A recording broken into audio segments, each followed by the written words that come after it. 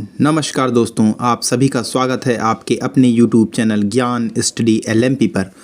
दोस्तों, आज हम लोग डेंगू बुखार इस समय अपने चरम पर है। बहुत ही तेज़ी से इसका विस्तार हो रहा है। काफ़ी लोग इससे परेशान हैं और काफ़ी लोगों ने अपनी जान भी गंवा दी। तो आज हम लोग डेंगू पर जानने वाले हैं, क्या है इसके कारण, क्या है इसके उपचार और बचाव, आज हम लोग जानने वाले हैं। तो आइए चलते हैं, आज की क्लास शुरू करते हैं। उससे पहले दोस्तों, अगर आप चैनल पर पहली बार आए हैं तो चैनल को सब्सक्राइब कर लें, साथ में बेल आइकन को अंडर प्रेस कर लें, जिससे अगली क्लास की जानकारी आपको मिल सके। आइए दोस्तों, आज हम लोग क्लास में चलते हैं और आज का हमारा सब्जेक्ट है डेंगू बुखार। इसको पढ़ते हैं। डेंगू बुखार दोस्तों आज हम लोग पढ़ेंगे। क्या होता है डेंगू बुखार? डेंगू बुखार एक आम संचारी रोग है जिसकी मुख्य विशेषताएं हैं तीव्र बुखार, अत्यधिक शरीर दर्द और सिर दर्द इसमें होता है। यह एक ऐसी बीमारी है जो काफ़ी होती है और समय समय पर इसे महामारी के रूप में देखा जाता है। 1996 में दिल्ली व उत्तर भारत के कुछ भागों में इसकी महामारी फैली थी। वयस्कों के मुकाबले बच्चों में इस बीमारी की तीव्रता अधिक होती है। यह बीमारी यूरोप महाद्वीप को छोड़कर पूरे विश्व में होती है तथा काफ़ी लोगों को प्रभावित करती है। उदाहरण के तौर पर एक अनुमान है कि प्रतिवर्ष पूरे विश्व में लगभग 2 करोड़ लोगों को डेंगू बुखार होता है। दोस्तों, किस कारण होता है यह डेंगू बुखार, आज हम लोग ये जानने वाले हैं। यह डेंगू बुखार वायरस द्वारा यानी विषाणु द्वारा होता है। इसमें 4 विभिन्न प्रकार यानी टाइप्स होते हैं, टाइप 1, टाइप 2, टाइप 3 और टाइप 4। आम भाषा में इस बीमारी को हड्डी तोड़ बुखार कहा जाता है क्योंकि इसके कारण शरीर व जोड़ों में बहुत दर्द होता है। डेंगू फैलता कैसे है, अब दोस्तों हम लोग ये जानते हैं। मलेरिया की तरह डेंगू बुखार भी मच्छरों के काटने से फैलता है और इन मच्छरों को एडीज मच्छर कहते हैं, जो काफ़ी ढीठ व साहसी मच्छर हैं और यह मच्छर दिन में भी काटते हैं। भारत में यह रोग बरसात के मौसम में तथा उसके तुरंत बाद के महीने में अर्थात जुलाई से अक्टूबर तक के में सबसे अधिक मात्रा में होता है। यह डेंगू बुखार से पीड़ित रोगी के रक्त में डेंगू वायरस काफ़ी मात्रा में होता है, जबकि कोई एडीज मच्छर डेंगू के किसी रोगी को काटता है तो वह उस रोगी का खून चूसता है। खून के साथ डेंगू वायरस भी मच्छर के शरीर में प्रवेश कर जाता है। मच्छर के शरीर में डेंगू वायरस का कुछ और दिन तक विकास होता है। जब डेंगू वायरस युक्त मच्छर किसी अन्य स्वस्थ व्यक्ति को काटता है तो वह डेंगू वायरस को उस व्यक्ति के शरीर में उस व्यक्ति के शरीर में पहुंचा देता है। इस प्रकार वह व्यक्ति डेंगू वायरस से संक्रमित हो जाता है तथा कुछ दिनों के बाद उसमें डेंगू बुखार रोग के लक्षण प्रकट होने लगते हैं। इसका संक्रमण काल के बारे में आइए अब हम लोग जानते हैं। जिस दिन डेंगू वायरस से संक्रमित कोई मच्छर किसी व्यक्ति को काटता है तो उसके लगभग 3 से 5 दिनों बाद ऐसे व्यक्ति में डेंगू बुखार के लक्षण प्रकट हो सकते हैं। यह संक्रमण काल 3 से 10 दिन का भी हो सकता है। अब दोस्तों आइए हम लोग डेंगू बुखार के लक्षण जानते हैं। डेंगू बुखार के लक्षण इस बात पर निर्भर करेंगे कि डेंगू बुखार किस प्रकार का है। डेंगू बुखार 3 प्रकार के होते हैं।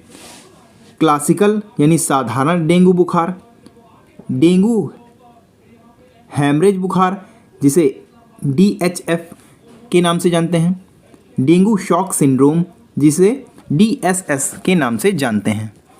क्लासिकल साधारण डेंगू बुखार एक स्वयं ठीक होने वाली बीमारी है तथा इससे मृत्यु नहीं होती है। यदि कोई DHF तथा DSS का तुरंत उपचार नहीं किया जाता है तो वह जानलेवा सिद्ध हो जाता है। इसलिए यह पहचानना अत्यंत महत्वपूर्ण है कि साधारण डेंगू बुखार है या DHF अथवा DSS है। निम्नलिखित लक्षणों के आधार पर हम इसकी पहचान कर सकते हैं, पहचान में सहायता मिलेगी। कौन से हैं वो लक्षण, आइए अब देखते हैं। पहले दोस्तों हम लोग देखते हैं क्लासिकल यानी साधारण डेंगू बुखार क्या होता है और कैसे लक्षण होते हैं। दोस्तों इसमें ठंड लगने के साथ अचानक तेज बुखार आता है, मांसपेशियां जोड़ों में दर्द होना शुरू हो जाता है, आँखों के पिछले भाग में दर्द होना जो आँखों को दबाने या हिलाने से और भी बढ़ जाता है, अत्यधिक कमजोरी लगना, भूख में बेहद कमी तथा जी मिचलाना, मुंह के स्वाद का खराब होना भी इसका एक लक्षण है, हल्का सा दर्द होना, रोगी बेहद दुखी तथा बीमार महसूस करता है, शरीर में लाल ददोरे रैशेज का होना, शरीर पर लाल गुलाबी ददोरे निकल सकते हैं, चेहरे, गर्दन तथा छाती पर विकसित दोनों की तरह के ददोरे हो सकते हैं, बाद में ददोरे और भी स्पष्ट हो जाते हैं। साधारण क्लासिकल डेंगू बुखार की अवधि 5 से 7 दिन तक रहती है और रोगी ठीक हो जाता है। इसमें अधिकतर मामलों में रोगी को साधारण डेंगू बुखार ही होता है। अब दोस्तों अगला है डेंगू हेमरेजिक बुखार, जिसे हम DHF के नाम से जानते हैं। यदि साधारण क्लासिकल डेंगू बुखार के लक्षण के साथ साथ निम्नलिखित लक्षणों में से भी एक लक्षण प्रकट होता है तो DHF होने का शक करना चाहिए। इसमें दोस्तों रक्तस्राव मुख्य है। हेमरेज यानी DHF होने पर नाक मसूड़ों से खून का आ जाना, शौच या उल्टी में खून आ जाना, त्वचा पर गहरे नीले काले रंग के छोटे या बड़े चिकत्ते पड़ जाना आदि रक्तस्राव हेमरेज के लक्षण हैं। यदि रोगी की किसी स्वास्थ्य कर्मचारी द्वारा टॉर्निके टेस्ट किया जाए तो यह पॉजिटिव पाया जाता है। प्रयोगशाला में कुछ रक्त परीक्षण के आधार पर DHF के निदान की पुष्टि की जा सकती है। अब दोस्तों पढ़ते हैं डेंगू शॉक सिंड्रोम, जिसे हम DSS के नाम से जानते हैं। इस प्रकार के डेंगू बुखार में DHF के ऊपर बताए गए लक्षणों के आधार पर बताए गए लक्षणों के साथ साथ के कुछ लक्षण भी प्रकट हो जाते हैं। डेंगू बुखार में शॉक के लक्षण होते हैं। इसमें क्या होता है, रोगी अत्यधिक बेचैन हो जाता है, तेज बुखार के बावजूद उसकी त्वचा ठंडी महसूस होती है, रोगी धीरे धीरे होश खोने लगता है। यदि रोगी की नाड़ी देखी जाए तो वह तेज और कमज़ोर महसूस होती है। रोगी का रक्तचाप यानी ब्लड प्रेशर जो है वो कम होने लगता है। अब दोस्तों इसके उपचार क्या हैं? यदि रोगी को साधारण यानी क्लासिकल डेंगू बुखार है तो उपचार व देखभाल घर पर की जा सकती है। क्योंकि यह स्वयं ठीक हो जाने वाला बुखार है, इसलिए केवल लाक्षणिक उपचार ही चाहिए। उदाहरण के तौर पर स्वास्थ्य कर्मचारी की सलाह के अनुसार पैरासीटामोल की गोली या शरबत लेकर बुखार को कम किया जा सकता है। पैरासीटामोल की गोली या इसका शरबत। रोगी को डिस्प्रिन या एस्प्रिन कभी न दें। यदि बुखार 102 फ़ारेनहाइट से अधिक है तो बुखार को कम करने के लिए हाइड्रोथेरेपी यानी जो जल चिकित्सा होती है, जो हम जल का गीला टॉवेल करके माथे पर डालते हैं या पोंछते हैं, वो प्रक्रिया की जा सकती है। अगला है सामान्य रूप से भोजन देना जारी रखें। बुखार की स्थिति में शरीर को और अधिक ऊर्जा यानी भोजन की आवश्यकता होती है। रोगी को आराम करने दें। यदि रोगी DHF या DSS की ओर संकेत करने वाला एक भी लक्षण प्रकट होता नजर आए तो शीघ्र से शीघ्र निकटतम अस्पताल में ले जाएं ताकि वहां आवश्यक परीक्षण करके रोगी का सही निदान किया जा सके और आवश्यक उपचार शुरू किया जा सके, जैसे कि द्रवों या प्लेटलेट्स कोशिकाओं को नस से चढ़ाया जाना। प्लेटलेट्स एक प्रकार की रक्त कोशिका होती हैं जो DHF या DSS में कम हो जाती हैं। यह भी याद रखने योग्य बात है कि डेंगू बुखार के प्रत्येक रोगी की प्लेटलेट्स चढ़ाने की आवश्यकता नहीं होती है।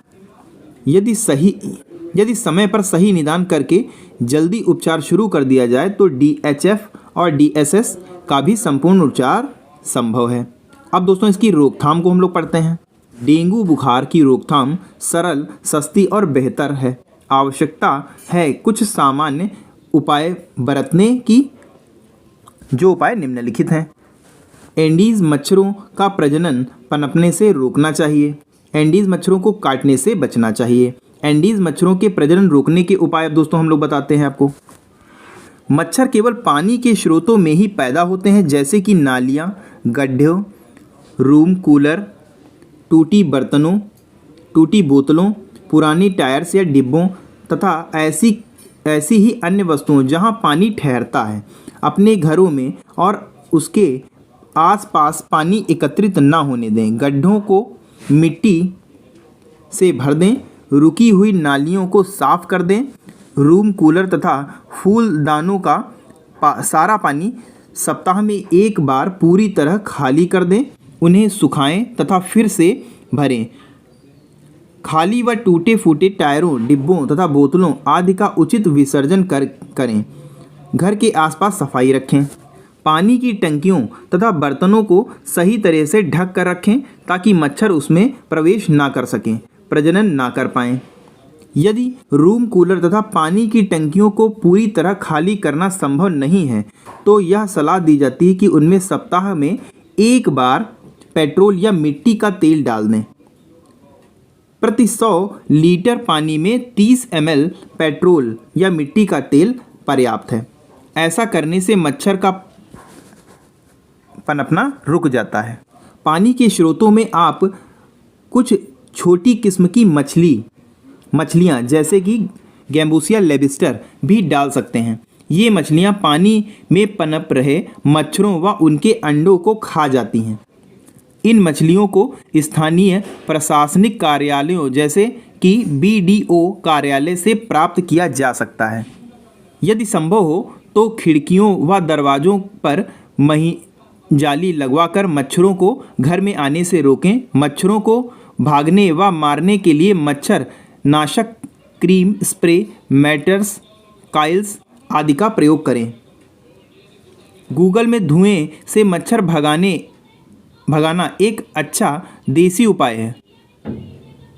रात में मच्छरदानी का प्रयोग से भी मच्छर के काटने से बचा जा सकता है। सिनेट्रोला तेल भी मच्छरों को भगाने का काफ़ी प्रभावी है। ऐसे कपड़े पहनें ताकि शरीर का अधिक से अधिक भाग ढका रहे। यह सावधानी बच्चों के लिए अति आवश्यक है। बच्चों को मलेरिया सीजन जुलाई से अक्टूबर तक में नेकर व टी-शर्ट ना पहनाएं तो अच्छा ही है। घर के अंदर सभी क्षेत्रों में सप्ताह में एक बार मच्छरनाशक दवाई का छिड़काव अवश्य करें। यह दवाई फोटो फ्रेम, पर्दे, कैलेंडर आदि के पीछे तथा घरों के स्टोर कक्ष व सभी कोनों में अवश्य छिड़कें। दवाई छिड़कते समय अपने मुंह व नाक पर कोई कपड़ा अवश्य बांध लें तथा खाने पीने की सभी वस्तुओं को ढक कर रखें। फ्रिज में नीचे रखी हुई पानी इकट्ठा करने वाली ट्रे को भी प्रतिदिन खाली कर दें। अपने घर के आसपास के क्षेत्र में सफाई रखें। कूड़ा करकट इधर उधर ना फेंकें। घर के आसपास जंगली घास व झाड़ियाँ आदि ना उगाएं। घर के आसपास कमरे से कम 100 मीटर के अर्धव्यास में तो बिल्कुल भी नहीं। ये मच्छरों के लिए छिपने का, आराम करने के स्थानों का कार्य करते हैं। में एक सलाह और, डेंगू बुखार से ग्रस्त रोगी की बीमारी के शुरू के 6 से 7 दिन में मच्छरदानी से ढके हुए बिस्तर पर ही रखें ताकि मच्छर उस तक ना पहुंच पाएं। इस उपाय में समाज के अन्य व्यक्तियों को डेंगू बुखार से बचाने में काफ़ी सहायता मिलेगी। यदि आपको कभी भी ऐसा लगे कि व्यक्ति ऐसे बुखार से पीड़ित है जो डेंगू हो सकता है तो शीघ्र स्थानीय स्वास्थ्य अधिकारियों को इसकी सूचना दें। ऐसा करने से डेंगू बुखार को महामारी के रूप में धारण करने से पहले ही आवश्यक कदम उठाकर नियंत्रित किया जा सकता है। तो दोस्तों आज के लिए बस इतना ही। कैसी लगी आज की जानकारी कमेंट करके ज़रूर बताएं, और अगर अच्छी लगी हो तो लाइक करें। और अगर दोस्तों अभी तक आपने चैनल को सब्सक्राइब नहीं किया है तो चैनल को सब्सक्राइब कर लें, साथ में बेल आइकन को अंडर प्रेस कर लें, जिससे अगली क्लास की जानकारी आपको मिल सके। मिलते हैं अगली क्लास में, तब तक के लिए नमस्कार, जय हिंद, जय भारत।